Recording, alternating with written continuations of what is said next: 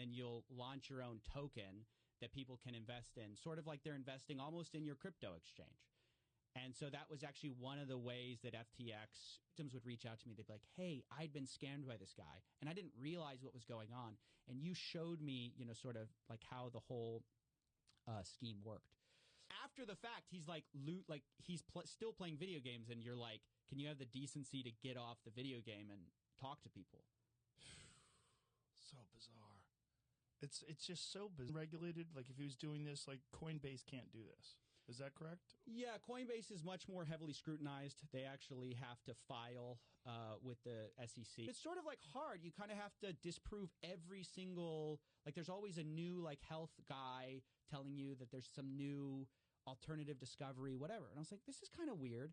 And I was like, why do they do, like, if you're Alameda Research and you're funneling money through a personal investor, that I think is the problem. There is something. Because I was just like, why does this make some people tens of millions of dollars and nothing happens? Why? Or, you know, something like Europe or something like that is you are subject to all these regulations which require you to be a little more careful. Oh, those are pesky. Yeah, they're in line, but FTX was sort of the worst offender. Is let's say I give you a loan, Joe. So an unsecured loan would be I give you $1 million and I don't ask for anything. You do not get to that level and not know that things were wrong. Well, reading her tweets about amphetamine use was pretty wild, too. The whole scene was wild. What he said in one of the interviews, he goes, no one believes me when I said I donated dark because no one believes anyone would be like, everyone wants the credit for donating. No one believes that I just do it on the sly. That's what ultimately matters is how much do you have on deposits that you owe out. And so with Binance, we don't really know. The only one we have a little bit more of a look into is right people in charge who are going to take the fall. You resign, and then you blame it on them later when everything goes wrong. His problem, though, is Caroline Ellison flipped on him. So she definitely flipped on him. She was smart. Yeah. She cooperated. Change that money for some type of crypto token. There's a lot of different tokens out there. And explain tokens, because I don't understand tokens. I know there's crypto and there's tokens. Like, what is the difference between the two? I went to school for chemical engineering and hated it. I was miserable. I was like, I do not want my life to be earning 2% more of, of a bottom line for ExxonMobil or any on and a lot of ums and ahs, and you just kept on him. It was amazing that first of all, it was amazing that he felt like he could appreciate your transparency, kind of kissing up a little bit. But I was just like, somebody has to ask him some real questions. So I had 2 prior little Twitter space interactions with him, and he kept getting away with the fact that to expose. But like, I'm interested in the characters who perpetuate fraud because they're such interesting psychological case studies. Sam Bankman-Fried, you could probably write a whole book about them. But even Western Union has been they've been getting kind of pinched a little bit. Like, hey, you guys got to stop allowing all of this. But in crypto, because there's nobody knew what was going on behind the scenes. So even though they said, like, we're not going to touch your money, as soon as you deposited Bitcoin, I talked to some of the insiders at Alameda. They said they had this backdoor Coinbase. It seems like they're, legitimate. But so much of the problem with crypto is we don't know how much of this stuff is money laundering. We don't know how much of this stuff is like, most of this 10 billion is just their own tokens. So CZ takes this opportunity to kind of spread some, information about that. He says, hey, it wasn't like he was some random fly-by-night guy. He was well respected in the Wall Street space. People thought he might take over the SEC after like the current person had stepped down. They thought he was going to take it over.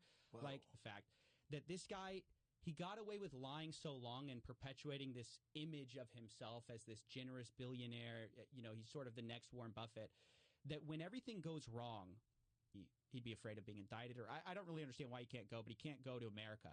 So Sam was meeting with regulators. CZ felt cut out, like he was basically going to get a bad deal. Chemtrails. Let me say this. If it's too good to be true, if they're offering market returns that you want to believe in, you go, man, I want to believe this is real. That's the issue. Was FTX's problem was not CZ. Ultimately, he's kind of the guy who pushed over the House made Z on Twitter. I probably butchered his name, but he was actually originally sort of an ally of Sam. So he invested in FTX early on, put $100 million in, and everyone loses confidence. Everyone sells their FTT tokens. No one wants to buy it. It's worth nothing. So how did this all fall apart? Great question. So really going to sell most of our FTT that we got from that deal, and we're going to sell it. We don't know what's going on there, and all of a sudden it starts this firestorm because people are like, everybody. I ask him, and he doesn't want to talk to me. So, but he's going on these Twitter spaces. So I was tracking when he'd go on a Twitter space, and I would contact the people ahead of time and said, hey, was going to undo sort of everything. Like, if you don't root out the scams, you don't find ways to solve that, this is never going to work. Because if you're great and sell off all his tokens, would they be still solvent today or still in operation today? Would they not crash, or was this an left? And ultimately, because they had lost billions of dollars, it left billions of dollars in credit claims, basically. They didn't have the money, which thankfully she did, and she's fine now. She takes medication to replace the hormones her thyroid would generate. But I saw my mom kind of get swept in this thing that I knew was nonsense. But it's a strange time, man, to be covering crypto, because I tried to tell people for years that this scam problem, this fraud problem, you know what I mean? Right. It's like people get away with it. It's just there's too many people doing it. And you'll catch some people, but ultimately a lot of people will just basically skate by, even though by all rights they should have been. So they were paying everybody to promote this FTX crypto exchange. And the idea is this is the next big thing, right? And this is where you're going to make money. Somebody found out about this God mode. And so the lawyer's like, how do we basically cover this up? Dan Friedberg's like, how do we, what do you want me to do? And he's like, hey, God mode on Ultimate Bet, where the CEO could see everybody's hands and play on the site, seeing everybody's hands. So we were warning people, hey, this is probably insolvent, get your money out. But CZ ultimately was the big, he was the most notorious and well-respected balances. But oops, did I tell you about this $10 billion account? I forgot. It's so silly. You want to store your money somewhere else. How do you store it? So there's this idea of these alternative currencies that are kind of interesting. And then there's some arguments that hey, if you're someone like me, FTX said in their terms of service. So one of the really big problems was they actually weren't doing that, but nobody knew because nobody had to look at their books. It was very opaque. So this is funny. They found his League of Legends account, and during some of the calls after it was a fraud, you could hear him clicking in the background. Click, click, click, click, click. He's playing League. Middleman, because there's no one who controls Bitcoin. No one can say no to a transaction. Now it's there's nothing to stop you from sending that money, and then you there were some margin trading accounts, and I'm like, no, but there were people who didn't trade with margin. There were people who just put their money with you, and they wanted, and that's ultimately what he was doing. But it also looks like he was donating through some of his executives, and I mean the whole thing was shady all the way down. It's this guy who drives a Toyota, so you go well, why does he need to scam me if he's driving a Toyota, right? Then it's which Sam Bankman-Fried did. Then it's okay. What is it's a crypto exchange, right? So how does that work? So the first question is when you learn about crypto person in the space to where people thought, okay, well, if he's saying it, he's a guy who only says positive things about crypto because he's a crypto executive. So if he's saying there might be problems, there's probably some problems. But yeah, Elizabeth Warren wrote a letter to them. They're being looked at much more closely. I mean, ultimately, all of these things are so opaque in the sense that they've recently been shut down. But the idea was just the idea of putting your money into Tornado Cash. Yeah, it's wild. Is there a better shocking thing? And I think that shows if you're running a shady empire, who's better than a shady lawyer to try to help you cover it up, right? How did you get located out in the Bahamas, which is a great place to put your Why do they do it in the Bahamas? Because it's unregulated. So the problem with doing stuff in the United States, I saw all this, and my experiences up to that point, it kind of led me to I want to say something, but why is nobody saying anything? It just seemed like there was this, these people pitching this stuff and nobody was talking about it. So I made this random video. Just her and I believe Gary Wang were big executives. They're cooperating. They pled guilty. They're cooperating with the feds. I mean, they did this very treatable kind of cancer, and she's fine. But at the time I watched her as she's like, gets this diagnosis, gets swept up with all these hucksters who are telling her that the way to treat thyroid cancer, act that bill. And now that it was all a fraud, or the guy who basically pushed it was a fraud, now they're like trying to retool it. So when I see something like that go down, I'm like, how did he get Steven Spielberg?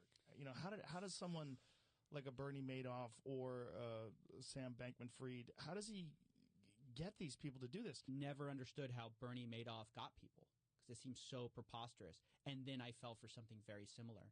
And what I noticed with all of these things, the thread is, I put like let's say I have Ethereum, one Ether into this mixer, right? This pool of money. A bunch of people are putting one Ethereum into. Do something like that. Like, why would he publicly communicate? This is This is why it's so interesting to me to look at fraud. Like, this is why it fascinates me, as well as I think it's an important thing. You think you have this backstop because on the books it's worth, X dollars. Let's say it's like worth $5 a coin.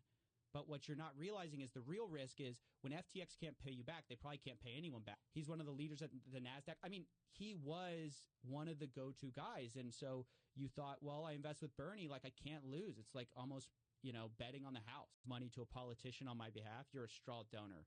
You're not really a donor. So Alameda was using customer funds to pay off politicians in order to try to get favorable. This is a fraud because, no one knew. There's a bunch of backing. So I made a video at the time being like, this crypto CEO just describes a Ponzi scheme. A lot of people found out about crypto the same time the mainstream media, everyone else did. So by the time they're actually investing, it's too late. It's too late. I think the most fair case you could make about crypto is sometimes national currencies aren't a great idea and you want an alternative. So look at the Turkish lira, LGBTQ plus causes. And it was through a guy, and the guy was like, I feel a little uncomfortable with this. And they said, well, we don't have anyone trustworthy at FTX we can donate through. Who's each other on amphetamines and making billions of dollars. Like, it sounds like a great story if it wasn't illegitimate. Yeah, ultimately that's the problem. Like, Sam was just hopped up on amphetamine. I hadn't really found my footing. But throughout my entire life, I had kind of had this relationship with like hucksters and fraud where, when I was in high school, my mom got thyroid cancer. Reasons that our banks have a bunch of anti-money laundering laws. There's a reason that they have all sorts of finance laws. It's not for their safety. It's for your safety. I mean, it's like they need to. One guy who lost a hard drive and who's paying people to go through a landfill to try to find his hard drive because there's billions of dollars worth of Bitcoin on that hard drive. Yeah, people lose their. Inevitable. It is inevitable. So something to understand. FTX was insolvent long before it was realized that they were insolvent. Right? So do these trades that are profitable in crypto. So the way he first made his money was he did something where he bought Bitcoin in the U.S. and then he sold it on these Japanese. And why is so much of your balance sheet made up of your own tokens? It's a big question. So one of the things that FTX had done, and a lot of companies were doing at the time, around, right? Kevin O'Leary's in. So you kind of think you're swimming safely with like other savvy investors. And that's what ultimately gets you to buy in. Bernie Madoff is very similar. The money system has to be safe. Like your grandma has to be able to charge back her credit card when there's a fraudster, right? Like, or this whole thing doesn't work. You can't rely on people being technically savvy in order to, like, the house always wins, right? So when FTX was taking off, it just seemed like everyone who was someone was backing him. So then it was okay. And then I think a lot of these people deferred, right?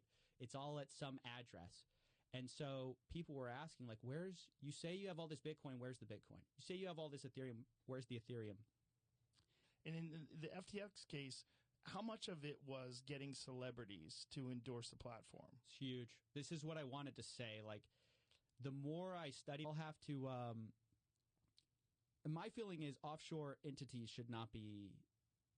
They're not subject to our rules. How can you allow offshore, like, yeah, I don't know. It's very why the celebrities are important, and that's why it's a huge part of it. The connection to BlackRock is important. Huge part, yes, because they're the legitimacy that says, hey,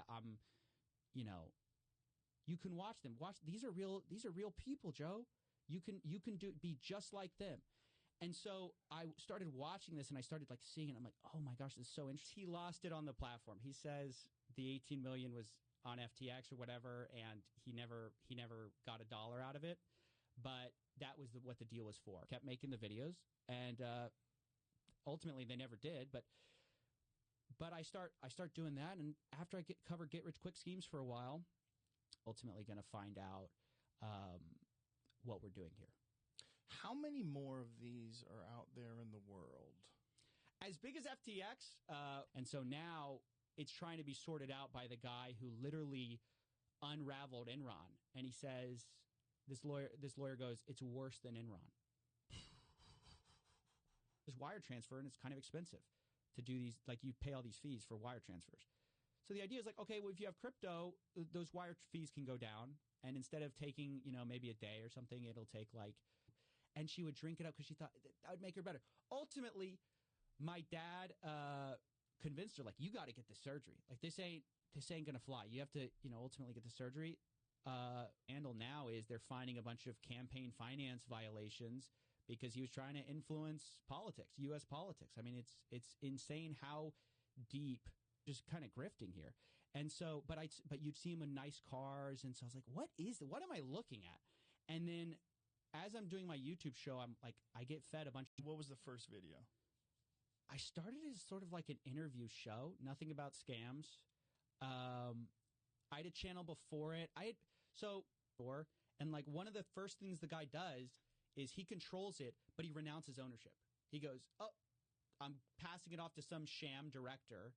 And he goes, I don't have anything to do. I don't know. It wasn't a scam. I've said this before because I root for nerds to like be that successful that you just completely living outside the norms of society, just fucking. I start covering it, and then I start to get cease and desist letters. They don't like that. So they start to send me, they say, hey, you better shut up or we're going to sue you. And I was like, okay.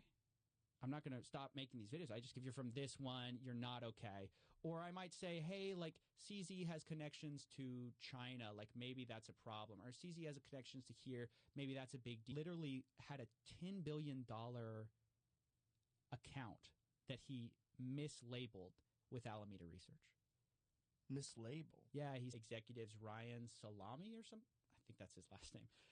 Salami. I don't know. I just don't know how to pronounce it. But he was like, yeah, the number 3 donor to the Republican Party. But it was all orchestrated through Sam. Analogy for losing your house? You know what's funny? Yeah. I mean, good Lord. The idea of these mixers was you'd anonymize your transactions. So like, let's say, so he decides to donate dark to a Republican, like to Republicans. And part of the accusation is he knowingly did this through one of his, or you were a grandma who just put one Bitcoin on there, or, more likely the grandson.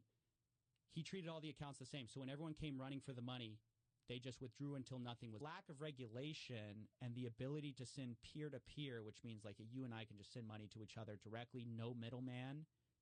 There's also a really huge opportunity for fraud, scams. Guy who enabled God, or who helped cover up God mode.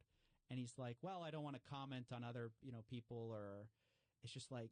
Well, how does he skate on that? Like, what exactly? Like, what are the regulations in terms of like what you're allowed to do and donate, and how did he violate them? So I think the big violation was you're not supposed to A1Z, A16Z. It was one of those, Sequoia or A16Z. One of them wrote this glowing review of Sam, basically saying he's going to be one of the first trillionaires. So all on your dollars or whatever, euros or whatever, and you put it into this crypto exchange. They have a bank, and they work with that bank. Then they exchange. Smart thing, which is something like this happens, you shut up.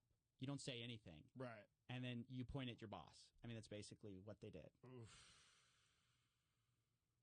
Which they for sure did stuff wrong too. Money. Like, well, how can you view this as a battle? Like, but he viewed it as like we're sparring partners. like, and you won this round or you won the war. Because he thinks this is going to go on forever. This thing. So all this money's going in, and then you basically wait. And as you're waiting, Ethereum's going out everywhere. A bunch of people are withdrawing, right? Because they're also taking their money out. Right. By the time from the arms of one huckster to another, like it's almost to something worse. They're a RTT. So it looks like, if you just look at their assets, it looks like they're covering their liabilities. They owe customers $10 billion. Looks like they have $10 billion. But like of that token, then you sell it off, and then the price plummets. So you thought you had a bunch of money, but actually it's worth nothing. Like, there's all these new scams that have emerged as a result of people getting interested in this idea of an alternative. Hey, just make this problem go away. This is the CEO. Like, go blame it on somebody else. Go blame it on some, third party that got access to our website. Say it was like a glitch or something. And so that it was like 70,000 or something like 60 plus, yeah. So that's the lure. The lure is you buy in for pennies, and one day you're insanely rich. I'm sure you know about that. It's amazing that things with this amount of money can get this far sideways before anyone knows what's going on. This is the problem with offshore accounts and stuff. I started hearing about these tokens, and they're like, hey, selling courses. Like, it's always the new grift. You always have to find, because people figure it out. Like, they go like, oh, that actually doesn't work. Like, hey, drop shipping is not, I too am safe because Tom Brady's got his money there. So I can put my money there. Is the lure is like how Bitcoin used to be worth very little, and then one time it was with the high of Bitcoin. And then he goes into the crypto space and he launches FTX. He's very young, right? How old is he? I think he is young. I'm not. Maybe you can look that up, Jamie. 31. $10 million, or your data's lost forever. And you're like, call the police, and you go, hey, track this guy. And they're like, to what? To a Bitcoin wallet? Your issue is that anytime there's demand for withdrawals, you're going to encounter problems. So it was going to be inevitable anytime any store eventually got paid out like $2 billion. Whoa. Yeah. Some of it was in this FTT token, though. So they have a bunch of FTT, right? And so it's like November was when all that. So by the third interview, I'd studied him, and I said, okay, how do we get down to FTX's responsibility in this whole thing? And I kept coming back to, it was the terms of T's for a while. But I eventually pivoted into this crypto direction and learned all about that. But it started just from a curiosity about scammers, and I wanted somebody to say, don't invest. Like, that's a bad idea. People were calling bullshit, though. Just like they were calling, there was a few people that were wary that were calling bullshit on Bernie Madoff, and there was a few. This stuff went down, and a report comes out from CoinDesk where it shows FTX's balance sheet. It shows actually what tokens they have. For one of the first times, it was kind of, what I know is everyone's always interested in pulling up the ladder after them and building the kind of the rule book around hey, if you're from this certain jurisdiction that we're a part of, you're fine. If you're not, you're just having to trust these shady offshore entities that they're telling the truth. Binance says they're fine. They show proof of reserves, but what are their liabilities? So the person's not named in the report who is donating to Democrats. We know the one donating to Republicans was Ryan Salami. But that person eventually, I'm a millionaire by the time I'm 23 years old. Just buy my course. My course is, $2,000. Pay me $2,000. I'll teach you to get rich quick. So all these other wallets that it's impossible to know which of those new wallets my dollar's from. It's just crazy. It's a crazy idea. Fight, one of the best ways to fight crime is at their wallets, take away their banking. And crypto has just really revitalized that, because some reactions, but not much. What I noticed is it resonated with people beyond the views, if that makes sense. Mm-hmm. I was just there was something different about the reaction to it. Vicky's exchanges where it was worth more. So he was arbitraging this difference in prices. And then after he made his money that way, very strange. And these offshore entities were also using U.S. branches. There's FTX US, which was more regulated, but not really that regulated. You put $100,000 into this little mixer, and then it sends $100,000 out later, and nobody knows where that money came from. What is a mixer? How does it work? It's interesting. So the most famous example is Tornado Cash. You can't do that and then say, oops, I played a little too much of my video games and lost billions of dollars. Like, this doesn't fly. Well, he wasn't saying that I played the video games and that's why I lost the money. But all these other guys buy into him. Right.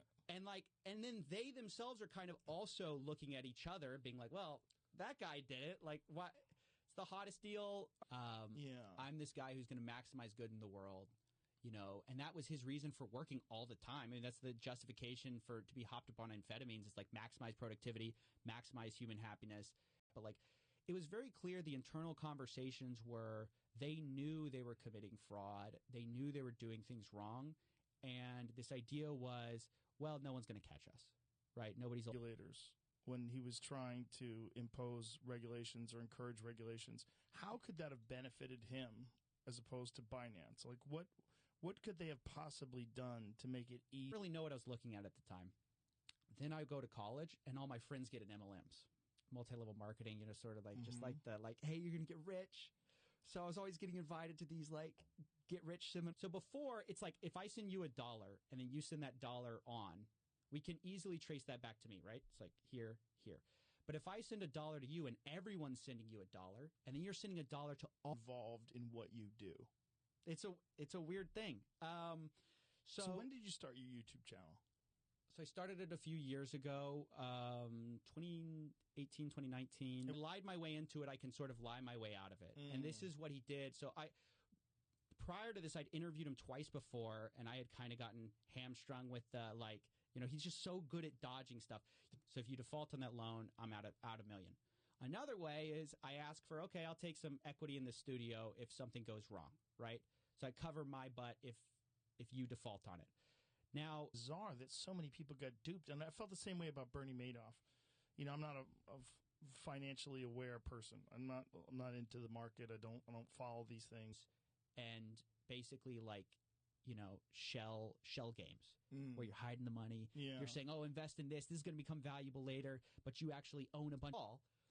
And ultimately, one of the ways, like, even some of the candidates they donated to were through like a third employee we didn't even know about, and they were like donating through them for like all these or system to where they could see you, Joe, deposit a Bitcoin on FTX. They could grab that Bitcoin and start trading with it immediately.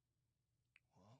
Even though they were never supposed to be able to ours, and I'd go because it was like my friends like said, hey, we have to get somebody. You know, you want to go? And I was like, sure, I'll go. I was like kind of fascinated.